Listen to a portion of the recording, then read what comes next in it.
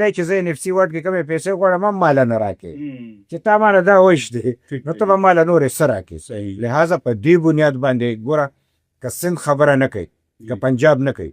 د هغې خو د ټول نه غټه مسله دا حل ده چې دواړو صوبو کې امن دی مطلب هغې ته خو د دې خبرې ضرورت نشته اکنامکس یې ښه دی بل په دواړه صوبه کې د دواړو پارټو خپل حکومت هلته د پیپلز پارټۍ حکومت دی دلته د مسلم لیگ حکومت دی بیا د مسلم لیگ پنجاب کې حکومت دی په مرکز کې مطلب دی چې پوره حصه ده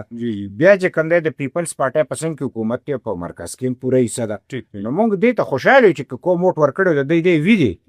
خو کم سے کم پښتون قوم سره ظلم نه کوي زموږ صوبې سره ظلم نه کوي ټیک ته موږ ته حکومت نه راکوي دا موږ په دې خبره پوه یو چې که موږ ته حکومت راکړی نن به دوی دا پیسې څنګه وړی زه ناست یم که زه ورکوټی کس یم حیدر خان له د خدای ژوند ورکړي کله چې موږ NFC واټ دپاره تلو نو د دې ځای نه چې کوم دی میټینګ چې کله کېدو د وزیر اعلیګانو نو مطلب چې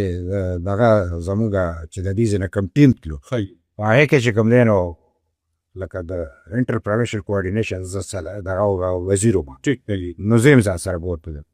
زما غوندې سړي ته خلکو غوږ ایښو چې ما ورته وویل چې بی زه راغلی یم او موږ دهشتګردۍ وایو 1% موږ له راکړي چې په هغه ټایم کې 11 اربه روپۍ جوړېږي 11 اربه روپۍ او ټولو راته وایي چې بالکل دا ستاسو ډېر جایز حق دی وزیر اعلی هغې دپاره فایټ وکړو او هغه 11 لکه چې کوم دی هغه اوس 500 لکو نه زیاتې شوي دي اربه 11 اربه او هغه پیسې په ځای دی چې هغه راله راکړي